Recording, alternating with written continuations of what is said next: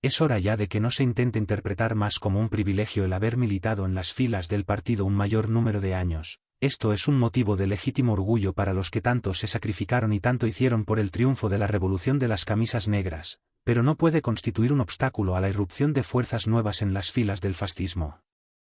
Es necesario afirmar de una vez para siempre que en el partido fascista no hay preeminencias establecidas a base de la simple cronología del carnet. 24 de octubre de 1932. 9. El orgullo de ser legítimos descendientes de Roma fue alimentado en el pueblo por Mussolini ya desde el principio de su acción política porque la idea de Roma había sido y había de ser la fuerza vivificadora de la actividad cotidiana de todo ciudadano soldado. Recordaremos sobre el particular las siguientes afirmaciones del Duce. Al cabo de 18 siglos la Italia desterrada de Roma vuelve a Roma. De Il Popolo de Italia, del 20 de septiembre de 1917. Celebrar la fundación de Roma significa celebrar nuestro tipo de civilización. Significa exaltar nuestra historia y nuestra raza, significa apoyarse firmemente en el pasado para mejor lanzarse hacia el porvenir. Roma e Italia son, en efecto, dos términos inseparables. En las épocas grises o tristes de nuestra historia, Roma es el faro de los navegantes y de los expectantes. Desde 1821, desde el año en que la conciencia nacional se despierta, desde Ñola a Turín, la vibración unitaria estalla en la insurrección. Roma aparece como la meta suprema. El grito masiniano y garibaldino de Roma o muerte no era solamente un grito de combate, sino el testimonio solemne de que sin Roma capital, no habría habido unidad italiana, porque solo Roma, por la fascinación de su misma posición geográfica, podía llevar a término el cometido delicado y necesario de fundir poco a poco las diversas regiones de la nación. Ciertamente, la Roma que nosotros honramos, no es solamente la Roma de los monumentos y de los escombros, la Roma de las gloriosas ruinas entre las cuales ningún hombre civilizado puede dar un paso sin sentir una palpitación de íntima veneración. Ciertamente la Roma que nosotros honramos no tiene nada que ver con cierta triunfante mediocridad modernista y con los caserones en que pulula el ejército innumerable de los covachuelistas ministeriales. Consideramos todo esto a la medida de ciertos hongos que crecen al pie de las encinas gigantescas. La Roma que nosotros honramos, pero sobre todo la Roma que nosotros soñamos y preparamos, es otra muy diferente, no se trata de piedras insignes, sino de almas vivas, no es contemplación nostálgica del pasado, sino dura preparación del porvenir. Roma es nuestro punto de partida y de referencia, es nuestro símbolo, o, si queréis, nuestro mito. Nosotros soñamos la Italia romana, esto es, sabia y fuerte, disciplinada e imperial. Mucho de lo que fue el espíritu inmortal de Roma resurge en el fascismo. Romano es el litorio, romana es nuestra organización de combate, romano es nuestro orgullo y nuestro valor, civis Romanes sum. Es necesario, ahora, que la historia de mañana, la que nosotros queremos asiduamente crear, no sea el contraste o la parodia de la historia de ayer. Los romanos no eran solamente combatientes, sino constructores formidables que podían desafiar, como han desafiado, el tiempo. Italia ha sido romana, por vez primera al cabo de 15 siglos, en la guerra y en la victoria, ahora, debe ser romana en la paz, y esta romanidad renovada y en continua renovación tiene estos nombres, disciplina y trabajo. Pasado y porvenir, en Il Popolo de Italia, 21 de abril de 1922. La unidad de la patria se reconoce en el símbolo y en las palabras de Roma. Roma es una de las pocas ciudades del espíritu que existen en el mundo, porque en Roma, entre aquellas 7 colinas tan grávidas de historia, se ha obrado uno de los más grandes prodigios espirituales que recuerde la historia, esto es, una religión oriental, no comprendida por nosotros, se ha transformado en una religión universal, que ha renovado en horra forma aquel imperio que las legiones consulares de Roma habían llevado hasta el extremo confín de la tierra. Y nosotros pensamos hacer de Roma la ciudad de nuestro espíritu, una ciudad depurada, desinfectada de todos los elementos que la corrompen y la enfangan. Pensamos hacer de Roma el corazón palpitante y el espíritu resuelto de la Italia imperial que nosotros soñamos. Discurso de Udine, 20 de septiembre de 1922. Roma es siempre, y lo será mañana y en los milenios venideros, el corazón potente de nuestra raza. Es el símbolo imperecedero de nuestra vitalidad de pueblo. ¿Quién tiene a Roma? Tiene a la nación. En la consagración de los combatientes, 24 de junio de 1923. No se podía pensar en contraer el peso de las responsabilidades sin tomar Roma. Roma es verdaderamente el signo providencial de nuestra estirpe. Roma no puede existir sin Italia, pero Italia no puede existir sin Roma. Celebración en Perusa de la Marcha sobre Roma, 30 de octubre de 1923. Roma ha marchado magníficamente. Se decía que los empleados no votarían por el gobierno, han votado. Se decía también que en Roma no existe un pueblo trabajador. Quiero una vez por todas, como jefe de gobierno, deshacer esta imbecilísima mentira. Roma trabaja. En Roma hay por lo menos 100.000 auténticos trabajadores, quizá más equilibrados, más conscientes, más esclavos de su deber que en ninguna otra parte. Roma no es ya la capital de un pequeño pueblo de anticuarios. Mirad alrededor vuestro y veréis en las calles de esta ciudad incomparable un volumen siempre creciente de tráfico, una suma cada vez mayor de energías. La Roma que nosotros soñamos no debe ser solamente el centro vivo y palpitante de la renovada nación italiana, sino también la capital maravillosa de todo el mundo latino. Al pueblo de Roma, 10 de abril de 1924. Esta colina, después del Gólgota, es ciertamente, desde hace siglos, la más sagrada para las gentes del mundo civilizado. Ya desde los días de mi lejana juventud, Roma era inmensa en mi espíritu que se encaraba con la vida, y el amor de Roma lo he soñado y sufrido, y de Roma he sentido todas las nostalgias. Roma. Y la simple palabra tenía una resonancia de trueno en mi alma.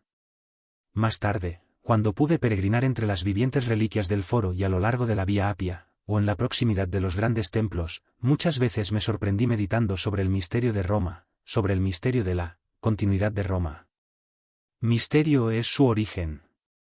La llamada crítica histórica puede afanarse en podar la leyenda, pero siempre queda una zona de sombra, donde la leyenda, insustituible por el frío y frecuentemente absurdo razonamiento, vuelve soberbiamente a retoñar.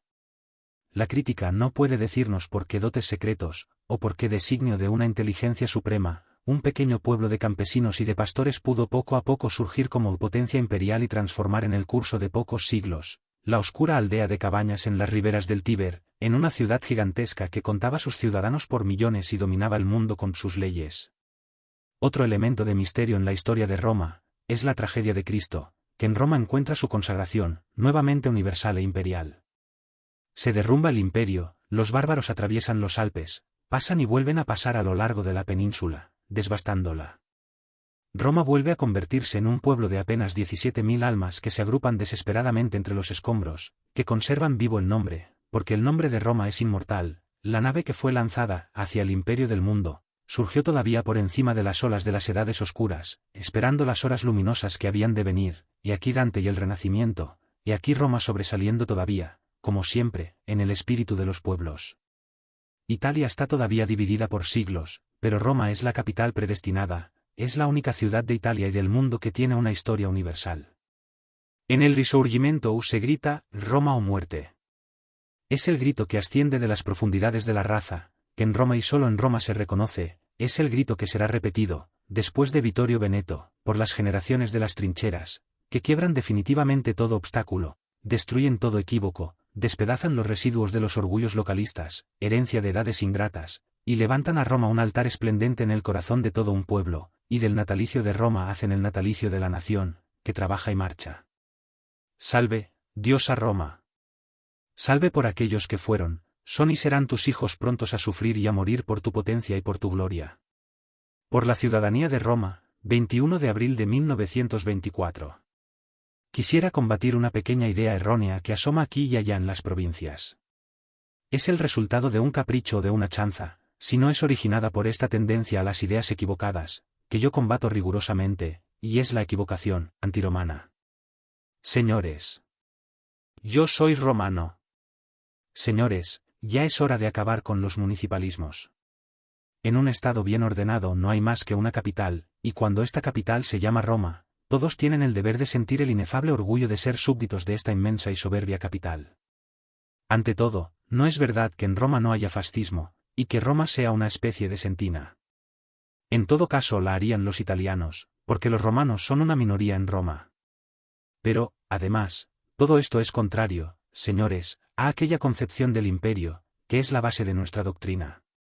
La única ciudad que en las costas del Mediterráneo, ineluctablemente, haya creado el imperio, es Roma. Intransigencia absoluta, 22 de julio de 1925. El fascismo tiene, entre otros, este mérito, que no es el último en haber dado moral y políticamente la capital de la nación, Roma es hoy altísima en la nueva conciencia de la patria victoriosa. La nueva Roma, 31 de diciembre de 1925. Somos nosotros los que hemos decapitado todas las pequeñas capitales, para hacer de Roma la gran Roma imperial, el alma inmensa del mundo latino. 7 aniversario de los fastios en Villa Glowry, 28 de marzo de 1926. No necesito deciros lo que significa Roma en la historia del mundo y en la historia de Italia.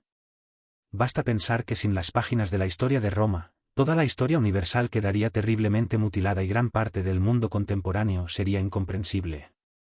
Pero cuando llegamos a tiempos más recientes y sentimos resonar en nuestro oído el grito solemne de Garibaldi, Roma o muerte, ello significa que para los italianos de aquella época, y también de la nuestra, aquella antítesis misma viene a significar que Roma es fuente de vida, sin la cual no valdría la pena vivir. La Roma de Mussolini, 18 de marzo de 1932. Todo lo que se hace en Roma es nacional y universal. Discurso a los condecorados, 28 de octubre de 1933. Todos los caminos llevan a Roma, pero también todos los caminos llevan desde Roma a todos los horizontes, a todos los puntos cardinales. A través de este sistema de caminos, ganglio vital, irradió ya por 3 veces la civilización. El año 1934, en Il Popolo de Italia, del 2 de enero de 1934. Después de la Roma de los Césares, después de la de los papas, existe hoy una Roma, la fascista, la cual con la simultaneidad de lo antiguo y de lo moderno se impone a la admiración del mundo. Esto era necesario aunque hubiese costado sumas considerables, porque la capital en todo estado bien ordenado, y especialmente en régimen fascista, y especialmente cuando esta capital se llama Roma, no es una ciudad, sino una institución política, una categoría moral. Síntesis del régimen, 18 de marzo de 1934. 10. Véase también sobre el mismo tema, el fascismo no admite heterodoxias. Es, como dije otras veces, precisamente este el peculiar carácter y la razón fundamental de vida de las ideas que surgen y que tienden a dominar el mundo. El fascismo ha vencido porque ha destruido siempre en su mismo nacimiento las tendencias, las corrientes y aun las simples diferenciaciones, su bloque es monolítico. El fascismo venció y vencerá mientras conserve esta alma ferozmente unitaria y esta su religiosa obediencia, esta su ascética disciplina. Así, pues, fe, no relativa, sino absoluta. Viático para 1926, de Jerarchia, de enero de 1926. 11. También en el discurso de la ascensión el Duce se expresó claramente a este respecto, la posición es útil en tiempos fáciles, de academia, como ocurría antes de la guerra, cuando se discutía en la Cámara, sí y cómo y cuándo se realizaría el socialismo, y se hizo un juicio contradictorio, que evidentemente no era serio a pesar de los hombres que en él participaban. Pero la oposición la tenemos en nosotros, señores, nosotros no somos viejos rocines que tienen necesidad de ser aguijoneados. Nosotros nos controlamos severamente a nosotros mismos. La oposición la encontramos sobre todo en las cosas, en las dificultades objetivas, en la vida, la cual nos presenta una vasta montaña de oposiciones, que podría agotar a espíritus aún superiores al mío. Los fascistas han de ser hombres de su tiempo. Yo no puedo soportar físicamente a los que están enfermos de nostalgia. Discurso de la Ascensión, 26 de mayo de 1926. 12. Véase también, el fascismo, conviene volverlo a proclamar una vez más, no ha surgido para la defensa de determinadas clases, para la defensa de determinados intereses o de determinadas categorías, antes bien, ha sido un movimiento sano del pueblo italiano y piensa seguir siendo movimiento del pueblo. Al Congreso de los Sindicatos Fascistas, 7 de mayo de 1928. Y aún, nosotros no somos de una clase, no somos de un partido, no somos de una secta, clases, partidos, sectas, deben ponerse en segunda línea cuando más arriba, y antes que todo, apremia el interés de aquella ideal realidad que es la patria. De Il Popolo de Italia, del 24 de marzo de 1929. 13. Muy significativas son también las siguientes afirmaciones, para estar a la altura de la propia misión, el fascista ha de estar libre, de la manera más absoluta, de cualquier vínculo o relación de interdependencia que pudiera limitar su propia acción de regulador y de control. Sobre todo, debe ser desinteresado para demostrar en todo momento que todo lo que afecta a su actividad privada es completamente extraño a su función política. A la gente de Romaña, 5 de abril de 1929. Y en otro pasaje, el fascismo es una casa de vidrio, en la cual todos deben y pueden mirar.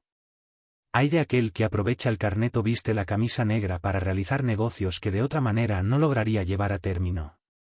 A los jerarcas milaneses, 10 de julio de 1929. Cuando se ocupan puestos eminentes del partido o del gobierno, debe guardarse una conducta que no dé lugar a observaciones. Mensaje a los directorios provinciales, 2 de septiembre de 1924. El 8 de agosto de 1924 el Duce declaró que es preciso tener el orgullo de llegar desnudos a la meta. No sirven al régimen aquellos que se abandonan al lujo del catonismo genérico, del moralismo irresponsable, que afecta a todos y a ninguno, mientras que en tal materia, por vías públicas o cubiertas, es necesario precisar hechos y nombres que hagan posible prever a tiempo. El periodismo como misión, 10 de octubre de 1928. La consigna de la hora no puede ser sino esta: servir al fascismo y no servirse de él, obedecer en silencio y tener de la vida una concepción no localista o personal, sino nacional. 20 de mayo de 1923. 14. Con el ejemplo y con la palabra, el Duce ha dado a todos importantes normas de estilo fascista. Entre las más significativas recordaremos las siguientes dadas a Rino Parenti. Primero. No frecuentar de día, y menos aún de noche, los llamados locales de lujo del centro, restaurantes, teatros, etc. Segundo. Ir lo más posible a pie, y cuando sea necesario emplear una máquina utilitaria. Mejor todavía la moto. Tercero. En las ceremonias oficiales nada de sombrero de copa, sino la simple camisa negra de la Revolución. Cuarto. No modificar las propias costumbres y el propio tenor de vida, en ningún caso. Quinto. Hacer rigurosamente el horario de oficina y escuchar al máximo número de personas, con la mayor paciencia y humanidad. Sexto. Frecuentar los barrios obreros, e ir no solo moralmente, sino físicamente entre el pueblo, especialmente en estos tiempos difíciles.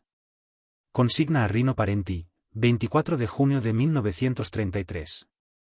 Véase también el siguiente pasaje: las relaciones entre jefes y militantes deben ser mantenidas, sí, con la más rígida disciplina, so pena de desorden y de anarquía, pero deben ser animadas y cimentadas en la más afectuosa colaboración. Los jefes, a través del fascismo rural, deben mantener las relaciones con la gran masa de la nación que vive alejada de los grandes centros urbanos. Las relaciones entre los pequeños y grandes jerarcas han de ser marcadas con la más abierta y noble franqueza. Los subterfugios, los conciliábulos, las pequeñas conjumbras, la calumnia, la crítica alevosa, las miserias de todo género, repugnan a la concepción moral del fascismo. Directrices a los jerarcas de Romaña, Forlì. 5 de abril de 1929.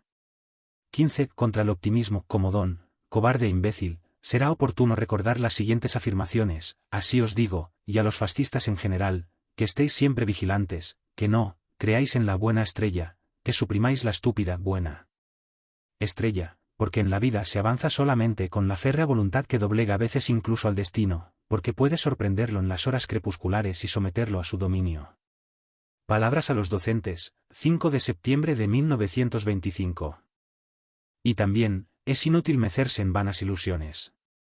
Yo tuve ya ocasión de expresar una vez mi profunda y absoluta convicción: entre todos los enemigos de la humanidad y entre todos los males que la afligen, uno de los peores es el optimismo comodón, cobarde e imbécil.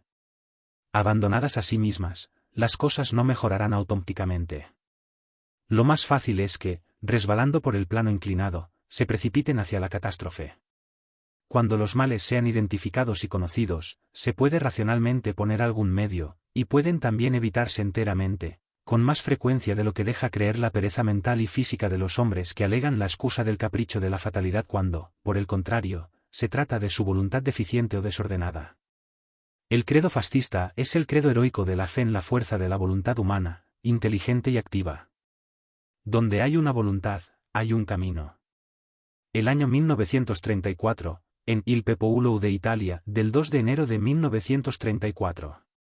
16 sobre el valor de la guerra, y sobre la necesidad de una adecuada preparación espiritual y militar, será oportuno recordar los siguientes pasajes de Mussolini. La escuela de la guerra es siempre una gran experiencia. Allí se ve el hombre desnudo en su verdadera realidad. Cada día, cada hora, se repite, o vivir o morir. Ludwig, Obezit, Página 48.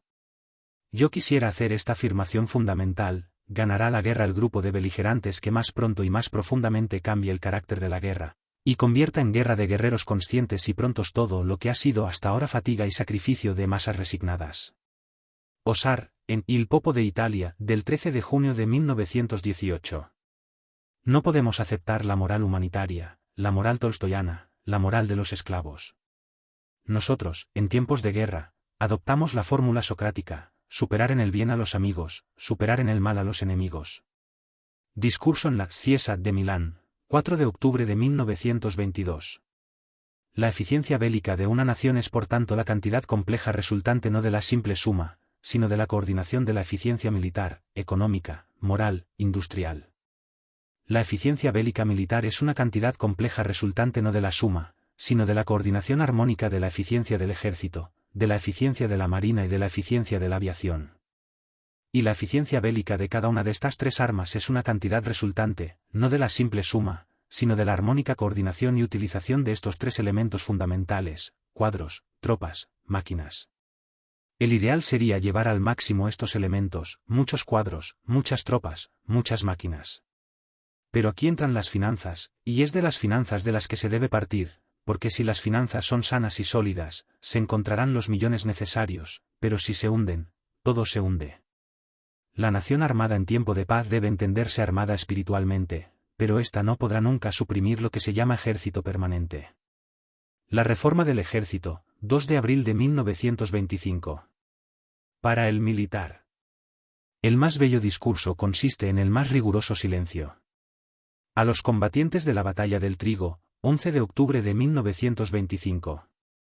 Es mejor tener las armas, aunque no deban servir, porque sería triste encontrarse en la necesidad de servirse de ellas y no tenerlas. El Senado y la masonería, 20 de noviembre de 1925. Cuando retumba el cañón es verdaderamente la voz de la patria que truena. Es preciso descubrirse y mantenerse en posición de firme. Si avanzo, seguime, 7 de abril de 1926. Hemos dado las armas a la nación, y sobre todo hemos dado un espíritu militar y guerrero a la nación, porque las armas solas no bastan sin el espíritu. Las armas solas no bastan para dar la victoria, si los hombres no quieren tenaz y desesperadamente conseguirla. 24 de mayo en Génova, 1926. Los fusiles, los cañones, los aeroplanos, la química y todos los otros inventos, no tendrán valor si falta el espíritu, que es la primera fuerza necesaria en cualquier batalla, y si viene la prueba, el espíritu deberá estar armadísimo. En el 8º aniversario de los Fascios, 27 de marzo de 1927. Su vida podría ser exaltada y resumida en una sola palabra: deber. Esta palabra religiosa y guerrera fue para el norma e ideal. Reanimador y reorganizador de las fuerzas fue Díaz, espíritu profundamente religioso, espíritu humano entre hombres, comprendió que los soldados no eran solamente brazaletes de filiación, sino almas, comprendió que la moral, en lugar de ser considerada como un frío y casi catequístico ejercicio meramente formal, debía constituir la preocupación constante, la preocupación asidua de todos los jefes. Es en este problema fundamental de psicología y en el haber advertido inmediatamente esta necesidad, donde Díaz reveló, aun antes de junio, sus cualidades de jefe supremo. Díaz, 19 de marzo de 1928. Y en otro lugar, las palabras son bellísimas, pero fusiles, ametralladoras, barcos, aeroplanos y cañones, son cosas aún más bellas, porque, o camisas negras, del derecho, si no está acompañado de la fuerza, es una palabra vana, y vuestro gran Nicolás Machiavelli advertía que los profetas desarmados perecieron. Discurso de Florencia, 17 de marzo de 1930. El imperativo categórico para una nación que quiera vivir, y sobre todo para Jalía que ha de desenvolver tranquilamente en el interior la obra reconstructiva de la revolución, es este: es necesario ser fuertes, es necesario ser militarmente fuertes. No para atacar, sino para estar en situación de afrontar cualquier situación. Las guerras napoleónicas, las del Risorgimento, y sobre todo la última, han mostrado al mundo las cualidades militares y heroicas del pueblo italiano. Toda nuestra vida de régimen debe desenvolverse en torno a este eje, la potencia militar de la nación, que da al pueblo el sentido de la seguridad y el hábito de una siempre más férrea y consciente disciplina. la paz será asegurada por nuestra sincera voluntad de colaboración con los otros pueblos, pero también por nuestras fronteras fortificadas, por nuestros espíritus prontos al sacrificio, por nuestros medios adecuados a los fines. Premisa y condición de esta potencia, es la unidad moral y orgánica de todas las fuerzas armadas y su fusión plena, integral, definitiva en la vida de la revolución. Síntesis del régimen, 18 de marzo de 1934. Nadie, en la Europa contemporánea, quiere deliberadamente la guerra. Menos que nadie Italia, y de ello ha dado innumerables, positivas y documentadas pruebas. Ello no obstante, la guerra está dentro de las posibilidades y puede estallar de improviso, de un minuto a otro. Por esto es necesario estar preparados para la guerra, no mañana, sino hoy. Nos estamos volviendo y nos volveremos cada vez más, porque así lo queremos, una nación militar. Puesto que no tenemos miedo a las palabras, añadiré, militarista, y para completarlo, guerrera, esto es, dotada en grado cada vez más alto de la virtud de la obediencia, del sacrificio, de la sumisión a la patria. Esto significa que toda la vida de la nación, la política, la económica, la espiritual, ha de encaminarse hacia las que son nuestras necesidades militares. Os recuerdo que las fuerzas militares representan el elemento esencial de la jerarquía entre las naciones. Nada se ha encontrado todavía que pueda sustituir lo que es expresión más clara, más tangible, más decisiva de la fuerza total de un pueblo entero, esto es, el volumen, el prestigio, la potencia de sus armas en la tierra, en el mar, en el cielo. Después de las grandes maniobras, 25 de agosto de 1934. Por esto, pero no solamente por esto, nosotros rechazando también el absurdo de la paz perpetua que es ajena a nuestra doctrina y a nuestro temperamento, deseamos vivir el más largo tiempo posible en paz con todos y estamos decididos a ofrecer nuestra diaria y concreta contribución para la obra de colaboración entre los pueblos. Pero después del catastrófico fracaso de la Conferencia del Desarme, frente a la competencia de los armamentos va desencadenada y desde ahora irrefrenable, ante ciertas situaciones políticas que tienen un desarrollo ambiguo, la palabra de orden para los italianos de la época fascista no puede ser otra sino esta: es necesario ser fuertes, es necesario ser cada vez más fuertes. Es necesario ser lo bastante fuertes para poder afrontar todas las eventualidades y mirar cara a cara firmemente cualquier destino. A este supremo imperativo categórico debe subordinarse y será subordinada toda la vida de la nación. Discurso de Avenida Gino, 30 de agosto de 1936. Nos armamos en el mar, en el cielo y en la tierra, porque este es nuestro imperioso deber frente a los armamentos de otros, pero el pueblo italiano exige que se le deje tranquilo porque está consagrado a una larga y dura tarea.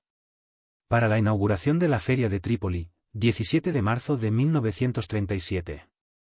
17 véase también, a las gentes de Romaña, 5 de abril de 1929, el fascista, el italiano de mañana, debe representar la antítesis más perfecta del ciudadano demoliberal, enfermo de todos los escepticismos, debilitado por todas las demagogias. Es preciso volverlo aún físicamente indiferente. Que los fascistas, que son y deben ser la conciencia de la Italia nueva, sientan este sentido histórico de sumisión y sepan superar, en la visión del porvenir, la breve y no siempre noble vicisitud cotidiana. 5 de abril de 1929.